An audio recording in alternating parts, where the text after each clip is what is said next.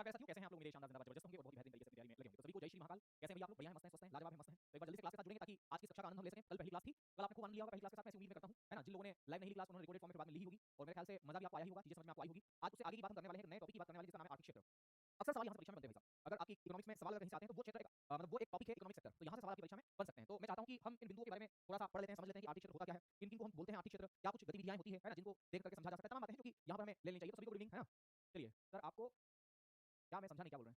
हाँ हम ठीक है, हम ठीक है, सुना लीजिए, हम ठीक है ना। अरुण भाई नमस्ते, भाई नरेंद्र भाई वेरी गुड इवनिंग, नमस्ते, जय भीम, नमो बुद्धाय भाई, है ना। सारिका जी राधे राधे गुरु जी, बिल्कुल Radhe Radhe, good evening, happy good evening sir, life में पहली बार इकोनॉमिक्स पढ़ रहा हूँ। ओके आदित्य भाई नमस्ते, नमस्ते प्रिया जी, नमस्ते, जय भीम। कितना खराब पढ़ाएं कि एक भी क्वेश्चन भाग ना जाए। ठीक है भाई, उतना ही खराब पढ़ाएंगे बस। जय श्री राम, है ना, वेरी गुड। चलिए अब बिना किसी देरी के हम लोग जुड़ते हैं और आर्थिक क्षेत्र हमारा ये है टॉपिक का नाम। तो आर्थिक क्षेत्र होता क्या है, देखो हम लोग आर्थिक क्षेत्र के बारे में बातचीत करते हैं। आर्थिक क्षेत्र, आर्थिक क्षेत्र इसको हम बोलते हैं सेक्टर ऑफ इकोनॉमी। आर्थिक क्षेत्र को हम लोग किस नाम से जानते हैं? तो आर्थिक क्षेत्र को हम सेक्टर ऑफ इकोनॉमी के नाम से जानते हैं। सेक्टर ऑफ इकोनॉमी, इकोनॉमी के अलग अलग सेक्टर हैं मेरे दोस्त, ठीक है। तो सेक्टर्स ऑफ इकोनॉमी या सेक्टर ऑफ इकोनॉमी कहने का मतलब ये है, आर्थिक क्षेत्र का मतलब सिंपल सा ये होता है कि ऐसे क्षेत्र जिनका संबंध धन से हो, पैसा से हो, रोकड़ा से हो, उसको हम आर्थिक क्षेत्र बोलते हैं भाई साहब। ठीक है, तो आर्थिक का मतलब है अर्थ से, अर्थ मतलब रुपया, पैसा, धन, रोकड़ा, तलता। पहले शब्द में उपयोग किया था तलता, याद है ना आपको? वही तो आर्थिक क्षेत्र का सिंपल सा मतलब यहाँ पर लिखवाता हूँ कि जिन क्षेत्र का संबंध या जिनका संबंध धन से हो, जिनका संबंध, है ना, those sector which are related, जिनका संबंध या जिसका संबंध, जिसका संबंध, संबंध किसे हो? धन से हो, जिसका संबंध धन या वित्त, वित्त का मतलब होता है फाइनेंस या पैसा, कोई, ये सब, है ना। तो जिनका संबंध धन या वित्त से हो, धन या वित्त से हो, उन्हीं को हम लोग किस नाम से जानते हैं? आर्थिक क्षेत्र के नाम से जानते हैं। तो ऐसे क्षेत्र जिनका पैसा, जिनका संबंध जो है वो धन से है, पैसों से है, ठीक है, उसी को हम आर्थिक क्षेत्र के नाम से आगे से जानते हैं। अब देखिएगा मेरे साथियों, इन आर्थिक क्षेत्रों को किन भागों में बांट करके देखा गया है। तो दरअसल इन आर्थिक क्षेत्रों का जो विभाजन किया गया है वो मुख्य रूप से 3 भागों में, ठीक है। या मैं यहाँ लिखता हूँ कि आर्थिक क्षेत्र जो है ये मुख्य कितने क्षेत्र होते हैं। तो मुख्य क्षेत्रों की अगर मैं बात करूँ तो ये दरअसल मेन 3 सेक्टर होते हैं। आर्थिक क्षेत्रों की संख्या, मुख्य आर्थिक क्षेत्रों की संख्या कितनी होती है? तो 3 होती है। कितनी होती है मेरे भाई? 3 होती है, 3, याद रखना, ये 3 मुख्य आर्थिक क्षेत्र हैं। 3 मुख्य आर्थिक क्षेत्र हैं। अब ये 3 कौन-कौन से हैं? तो सबसे पहला है मेरे साथियों प्राथमिक क्षेत्र। प्राथमिक, प्राथमिक का मतलब होता है प्राइमरी सेक्टर, है ना। तो प्राथमिक क्षेत्र, प्राथमिक क्षेत्र, और दूसरा होता है द्वितीय क्षेत्र, द्वितीय क्षेत्र, द्वितीय क्षेत्र, और जो तीसरा है उसका नाम है तृतीय क्षेत्र, तृतीयक, तृतीय क्षेत्र, है ना। तो प्राथमिक, द्वितीय और एक और आपका कौन सा है? तो तृतीय क्षेत्र। ये 3 मुख्य क्षेत्र है, ये 3 मुख्य आर्थिक क्षेत्र है, ठीक है। ये 3 मुख्य आर्थिक क्षेत्र हैं। तो अन्य क्षेत्र और हैं जो वर्तमान में परीक्षा में पूछे जा सकते हैं, है ना, क्योंकि वहां से भी सवाल आपकी परीक्षा में आ सकते हैं। तो अन्य क्षेत्र, है ना, कुछ किताबें इन 2 क्षेत्रों के बारे में भी जानकारी देती है, जिसमें से एक तो है चतुर्थ क्षेत्र, एक का नाम है मेरे साथियों चतुर्थ, चतुर्थ क्षेत्र, चतुर्थ क्षेत्र, है ना, और एक का नाम है पंचम क्षेत्र। चतुर्थ क्षेत्र को अंग्रेजी में बोलते हैं क्वार्टरनरी सेक्टर, और एक का नाम क्या है? पंचम क्षेत्र, पंचम क्षेत्र। तो आर्थिक क्षेत्रों को मुख्य रूप से 3 भागों में बांट करके देखा गया है, प्राथमिक, द्वितीयक एवं तृतीयक, ठीक है। अब मैं चाहता हूं कि एक-एक के बारे में हम पढ़ना शुरू कर दें, क्योंकि परीक्षा में जो है यहां से सवाल आते हैं, ठीक है। तो आइए जरा सबसे पहला हम लेते हैं प्राथमिक क्षेत्र। ओके, प्राथमिक क्षेत्र। तो मैं यहां पे लिखता हूं प्राथमिक क्षेत्र, प्राथमिक क्षेत्र, इसको हम लोग बोलते हैं प्राइमरी सेक्टर, प्राइमरी सेक्टर क्या बोलते हैं आप इसे? प्राथमिक क्षेत्र, या इसी को हम प्राइमरी सेक्टर के नाम से जानते हैं। तो प्राथमिक क्षेत्र या प्राइमरी सेक्टर, ठीक है।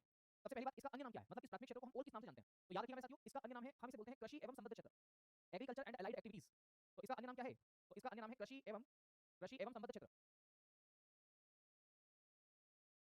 कृषि एवं संबद्ध क्षेत्र आप इसे बोलते हैं। अच्छा, कृषि एवं संबद्ध क्षेत्र को आप अंग्रेजी में किस नाम से जानते हैं? तो इसे हम कहते हैं एग्रीकल्चर एंड अलाइड एक्टिविटीज, किस नाम से जानते हैं? तो यहाँ पर हम लिखेंगे एग्रीकल्चर एंड अलाइड, अलाइड का मतलब है उससे जुड़ी हुई, अलाइड का मतलब क्या होता है? उससे जुड़ी हुई। तो हम इसमें लिखेंगे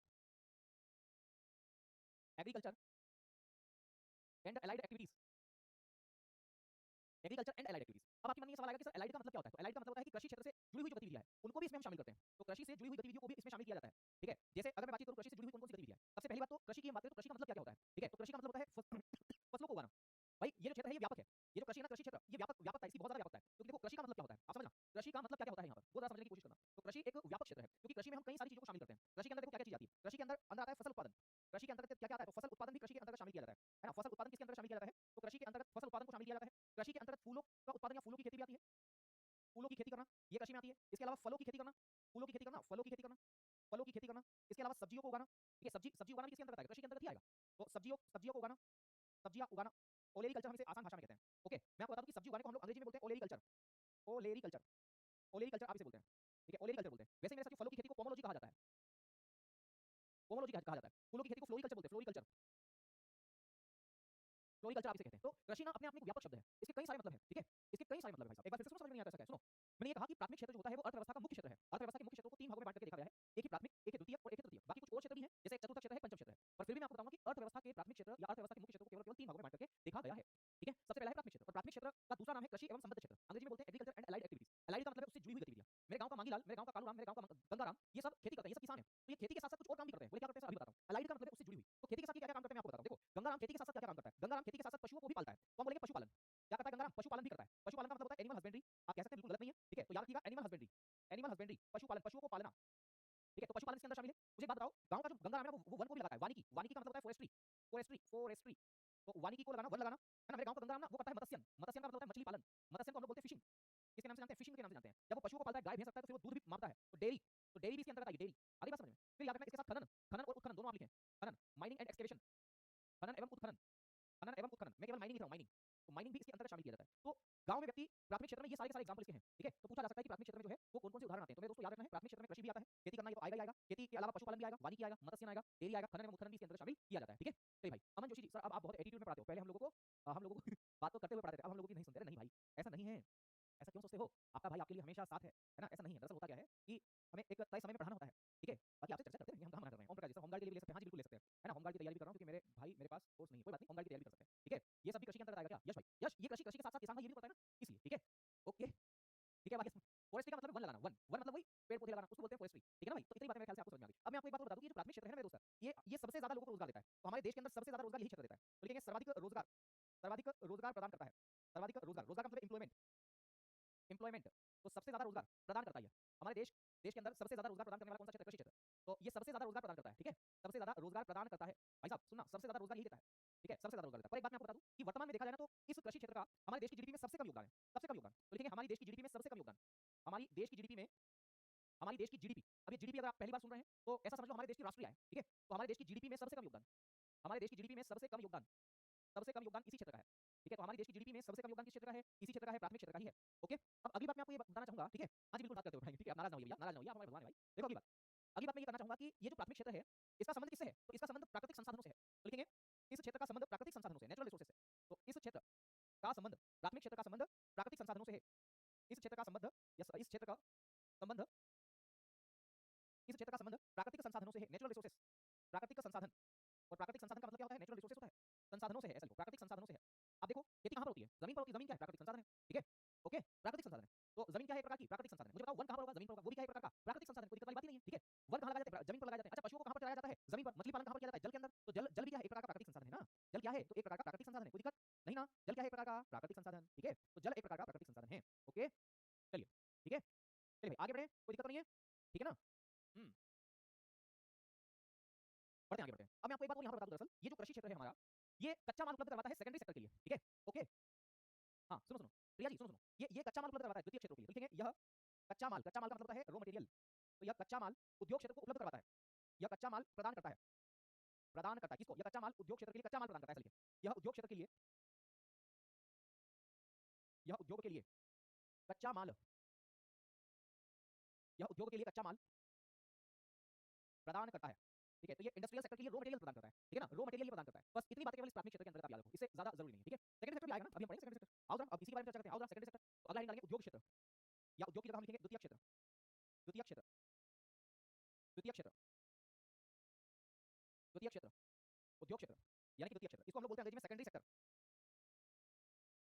secondary sector, secondary sector. Okay, इसको हम लोग किस नाम से जानते हैं? तो इसको हम लोग बोलते हैं सेकेंडरी सेक्टर, उद्योग क्षेत्र या सेकेंडरी सेक्टर। अच्छा, इस उद्योग मतलब इस सेकेंडरी सेक्टर का और क्या क्या नाम है? तो इसके लिखेंगे सबसे पहले तो अन्य नाम। तो भाई साहब इसको और किन किन नामों से जाना जाता है? इस सेकेंडरी सेक्टर को हम और किन किन नामों से जानते हैं? तो याद रखना, है ना विशाल, रघुवंशी जी, विशाल भाई, इस क्षेत्र को हम और किन किन नाम से जानते हैं? तो याद रखना, इसको हम लोग बोलते हैं उद्योग क्षेत्र के नाम से। उद्योग क्षेत्र का मतलब इंडस्ट्रियल सेक्टर, जितने भी उद्योग है वो सारे के सारे इसके अंतर्गत आते हैं। तो हम इसे लिखेंगे इंडस्ट्रियल सेक्टर, इंडस्ट्रियल सेक्टर आप इसे बोलते हैं, इसके नाम से जानते हैं। जितने भी उद्योग है, कारखाने, वो सारे के सारे इस सेक्टर में आते हैं। फिर दूसरी बात मेरे साथियों, इसको हम लोग माध्यमिक क्षेत्र के नाम से भी जानते हैं। माध्यमिक का मतलब होता है मिडिल सेक्टर। क्यों? क्योंकि ये अर्थव्यवस्था की जो तीन आर्थिक क्षेत्र हैं उसमें सबसे बीच में है। आप देखो यहाँ पर, ये है मुख्य क्षेत्र, प्राथमिक, द्वितीय और तृतीय, तो इन दोनों के बीच में है कि नहीं, इसलिए इसको माध्यमिक क्षेत्र भी बोलते हैं। देखो प्राथमिक और तृतीय के बीच में है ये, इसलिए इसको माध्यमिक क्षेत्र के नाम से जाना जाता है, मिडिल सेक्टर। क्या बोलते हैं? मिडिल सेक्टर के नाम से आप इसे जानते हैं। तो इसे हम माध्यमिक क्षेत्र, या मेरे दोस्त इसको हम मिडिल सेक्टर के नाम से जानते हैं। मिडिल सेक्टर, कोई दिक्कत तो नहीं है? तो इसे हम मिडिल सेक्टर के नाम से भी जानते हैं। एक और नाम है इसका, और एक और नाम क्या है? इसको हम लोग बोलते हैं विनिर्माण क्षेत्र, मैन्युफैक्चरिंग सेक्टर, विनिर्माण क्षेत्र, विनिर्माण क्षेत्र के नाम से भी आप इसे जानते हैं। और विनिर्माण का मतलब होता है manufacturing, manufacturing sector, manufacturing sector भी आप इसे कहते हैं। तो ये तीन नाम है इसके, ये तीन नाम है इसके, अरे भाई ये तीन नाम है, ठीक है? कोई दिक्कत तो नहीं? चलिए बहुत बढ़िया। आपकी सारी प्रिया भाई, प्रिया बहन, सॉरी भाई नहीं, है ना, प्रिया बहन है, ठीक है? प्रिया, तो ये बात समझ में आ गई, इस द्वितीय क्षेत्र को हम ये बोलते हैं। अच्छा, इसमें हम देखते हैं सबसे पहले तो उदाहरण इसके, क्योंकि उदाहरण से कई सारे सवाल आपकी परीक्षा में बनेंगे। तो जितने भी उद्योग है और जितने भी कारखाने हैं वो सारे के सारे इसके अंतर्गत आने वाले हैं। तो सभी उद्योग एवं कारखाने, सभी उद्योग, सभी उद्योग एवं कारखाने, सभी उद्योग एवं कारखाने इसके अंतर्गत आते हैं। जितने भी उद्योग और कारखाने वो सब इसके अंतर्गत आते हैं। बोले सर कैसे? बोले गुरुजी कैसे? सुनो सुनो कैसे, मैं बताता हूँ। जितने भी उद्योग मैंने बताए वो सारे के सारे इसके अंतर्गत है। इसका मतलब क्या है? इसका मतलब ये है मेरे दोस्त, अभी बताता हूँ, देखना यहाँ पर। इसका मतलब क्या है? तो इसका मतलब है उद्योग का मतलब क्या है? पहले तो ये समझो, जितने भी उद्योग है उनका मतलब क्या है? जैसे एक उद्योग मुझे भी याद आ रहा है, एमएसएमई उद्योग, micro small and medium enterprises, सूक्ष्म लघु और मध्यम उद्योग, ठीक है? वो इसके अंतर्गत आता है। फिर iron and steel industries, iron and steel industries को हम लोग लौह इस्पात उद्योग के नाम से जानते हैं। लौह इस्पात उद्योग, लौह इस्पात उद्योग, या इसी को हम स्टील उद्योग भी बोल देते हैं। किसके नाम से जानते हैं? स्टील उद्योग बोल देते हैं, ठीक है? इसके इसके अलावा हम लिखेंगे घड़ी उद्योग, घड़ी उद्योग, घड़ी उद्योग, है ना, चाहे हम इसमें लिख सकते हैं मेरे साथियों, ठीक है, खनन उद्योग या खनन नहीं लिखेंगे, घड़ी की जगह हम लिखेंगे छाता उद्योग, छाता उद्योग, जितनी भी इंडस्ट्रीज है वो सारी की सारी इसके अंतर्गत आएगी। अब यहाँ पर सवाल ये बनता है कि कारखानों का मतलब क्या है? तो कारखानों का मतलब होता है शुगर मिल, जैसे शुगर कारखाना, ठीक है, कारखानों का सिंपल सा मतलब है मेरे दोस्त, कारखानों का मतलब क्या है? तो याद रखना, जैसे चीनी मिल, चीनी कारखाना बोलते हैं आप इसे, अंग्रेजी में इसी को शुगर मिल बोल देते हैं आप लोग, ठीक है, तो ये इसका एग्जांपल हो गया। इसके अलावा अगर हम चर्चा करें तो निर्माण, क्या लिख सकते हैं? निर्माण, निर्माण, निर्माण, इसको बोलते हैं निर्माण क्षेत्र को हम लोग किस नाम से जानते हैं? तो कंस्ट्रक्शन, कंस्ट्रक्शन इसी के अंतर्गत शामिल किया जाता है। कंस्ट्रक्शन, देखो एक आज आपको एक चीज मैं बताता हूँ, एक होता है निर्माण और एक होता है विनिर्माण, ठीक है। निर्माण का मतलब जैसे कोई भवन बनाना, कंस्ट्रक्शन, ठीक है। तो निर्माण का मतलब क्या है? निर्माण का मतलब है भवन का निर्माण करना। निर्माण होता है भवन का, बिल्डिंग बनती है, बिल्डिंग का क्या होता है? तो निर्माण होता है। तो भवन, पार्क, इन सब का क्या होता है? निर्माण होता है ना, भवन पार्क आदि बनाना। आप समझ रहे हैं मैं क्या बोलना चाहता हूँ? इसको निर्माण हम बोलते हैं। अब विनिर्माण का मतलब क्या होता है इसके बारे में भी अच्छे से चर्चा करूंगा, तो अभी थोड़ा सा समझ लो इसके बारे में। निर्माण के बाद में आएगा यहाँ पर गैस, गैस, गैस, गैस एवं जलापूर्ति, ठीक है। तो अगला आप लिखेंगे गैस एवं जलापूर्ति, गैस एवं जलापूर्ति, जल आपूर्ति से मिलकर बना है जलापूर्ति, ठीक है। तो गैस एवं जलापूर्ति भी इसी के अंतर्गत आएगा। सवाल आता है भैया कि गैस एवं जलापूर्ति किसके अंतर्गत आएगा? तो इसी के अंतर्गत आएगा, ओके, कोई दिक्कत नहीं है, ठीक है ना, ठीक है भाई, बहुत बढ़िया, शानदार। विद्युत भी इसी में आएगा, विद्युत, है ना, ऊर्जा, ऊर्जा उद्योग आप बोलते हैं ना, विद्युत। तो गैस एवं जलापूर्ति या विद्युत भी आप इसमें लिख सकते हैं, विद्युत, इलेक्ट्रिसिटी, ये भी किसके अंतर्गत आएगा? इसी के अंतर्गत आएगा, विद्युत, विद्युत, इलेक्ट्रिसिटी, इलेक्ट्रिसिटी। तो ये सारे के सारे किसके अंतर्गत आने वाले हैं? इस सेकेंडरी सेक्टर के अंतर्गत आने वाले हैं, ओके, कोई बात नहीं। यहाँ लिख देता हूँ अपने पिताजी का क्या जा रहा है, अपने पिताजी प्रिंसिपल साहब है, सही है। यहाँ लिख देता हूँ भैया अपने को क्या है, ठीक है, ये लो भाई, यहाँ पर लिख दिया हमने क्या है। अब सुनना मेरी बात को, ये सेवन जलापूर्ति और विद्युत भी इसी का एग्जांपल है, इसी का उदाहरण सेकेंडरी सेक्टर का। अब मैं आपको ये बताना चाह रहा हूँ कि विनिर्माण क्षेत्र का मतलब क्या होता है, मैन्युफैक्चरिंग सेक्टर का मतलब क्या होता है, ठीक है।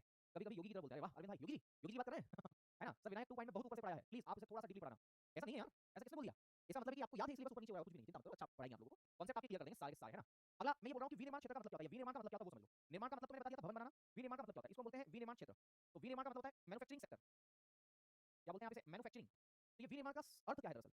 विनिर्माण का अर्थ क्या है? मैन्युफैक्चरिंग सेक्टर का मतलब होता क्या है? मैन्युफैक्चरिंग सेक्टर का मतलब ये होता है, देखना, विनिर्माण क्षेत्र का सिंपल सा मतलब है कि किसी भी कच्चे माल के साथ में जब आप वैल्यू को ऐड करते हैं तो एक नया प्रोडक्ट बना देते हैं, और उसी प्रोडक्ट को हम बोलते हैं मैन्युफैक्चरिंग प्रोडक्ट, ठीक है।